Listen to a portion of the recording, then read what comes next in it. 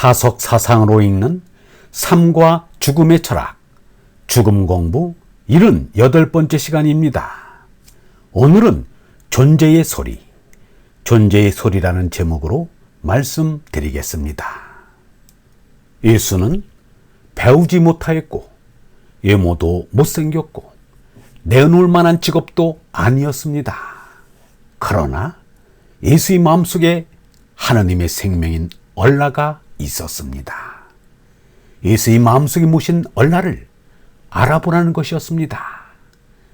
예수는 제 마음에 품고 있는 얼라를 이렇게 말하였습니다.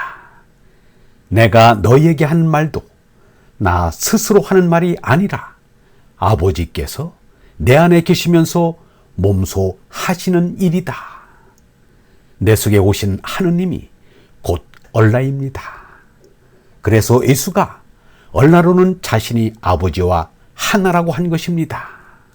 소크라테스도 30살이 넘어 마음속에서 다이몬의 소리가 들렸다는 것입니다. 그 다이몬을 얼라로 보아도 될 것 같습니다. 유영모는 얼라의 소리를 존재의 소리라고 말하였습니다. 사람은 신비한 존재이다. 사람이 다른 짐승과 다른 것은 자기 존재가 문제가 된다는 것이다. 왜 문제가 되느냐 하면 인생은 자기 속에서 존재의 소리를 들을 수 있기 때문이다. 공자는 60살에 귀가 부드러워졌다 하여 이순이라고 하였다. 나이 60살이 되면 존재의 소리, 하느님의 소리가 들린다. 그것은 공자뿐 아니라 모든 사람이 다 그런 것이다. 하느님의 소리를 듣고 말할 수 있는 것이 인생의 특징이다. 마하트마 간디도 마음속에서 들리는 조용하고 가는 소리가 삶의 의미요 가치라고 말하였습니다. 우리가 헤어나기 힘든 갈등 속에 빠져 있을 때 마음속에서 들리는 나지막한 작은 소리는 마지막 결정자가 된다. 나는 자아를 순화하고자 끊임없이 노력하면서 내면으로부터 들리는 나지막한 작은 목소리를 똑똑히 듣는 힘을 기를 수 있었다. 내면의 이 조용하고 가는 목소리를 잃어버리게 되는 날, 나는 삶의 의미를 잃게 될 것이다. 우리는 마음속의 소리를 들으려고 애써야 한다. 마음속의 소리라는 표현이 알맞지 않으면 이성의 명령이라 해도 좋다. 우리는 이 이성의 명령에 따라야 한다. 또한 우리는 하느님을 자랑 삼아야 한다. 왜냐하면 우주에는 하느님 말고는 다른 어떤 것도 존재하지 않기 때문이다. 나에겐 하느님의 소리, 양심의 소리, 진리의 소리 또는 내면의 소리, 그리고 나지막한 작은 목소리들이 모두 하나이고 같은 것이다. 소크라테스는 조각일로 생계를 꾸리는 아버지 소프로니스코스를 도와 조각을 하였습니다. 중장포병으로 전투에 참가하기도 했습니다. 그는 군대에서 생활할 때부터 명상을 했다고 합니다.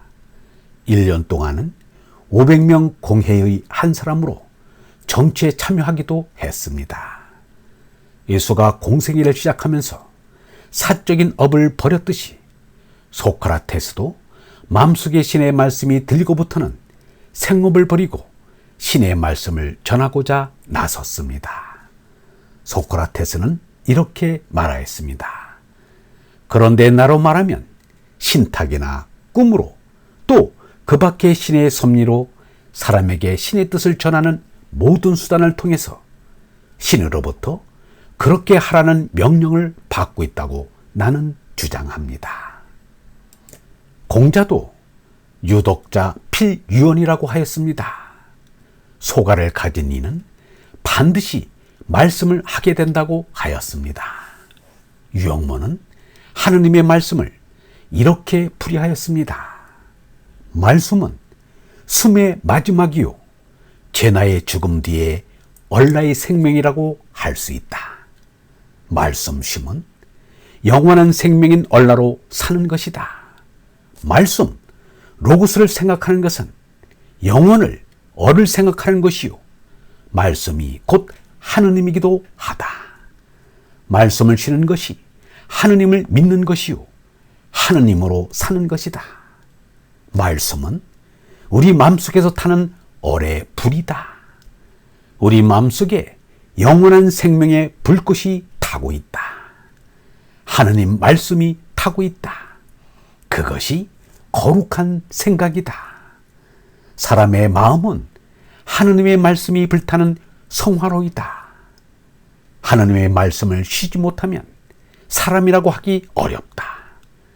생각을 하는 것은 명상하는 것이요. 명상을 하는 것이 기도하는 것이다. 그 마음속에 말씀의 불꽃이 타오르고 있는 사람은 참된 말씀을 하고 싶고 참된 말씀을 한다. 이제 소크라테스나 예수가 제 몸의 목숨을 돌보지 않고 하느님 말씀을 나누고 돌아다닌 까닭을 짐작할 수 있을 것입니다. 하느님에게 징발을 당한 것입니다. 하나님의 부르심을 받은 얼번 여러분, 우리도 하나님의 소리를 듣고 그 말씀을 이웃에게 전하는 하나님의 참된 일꾼으로 기쁘게 살아갑시다. 영성신학원 다속아카데미의 하늘소리였습니다.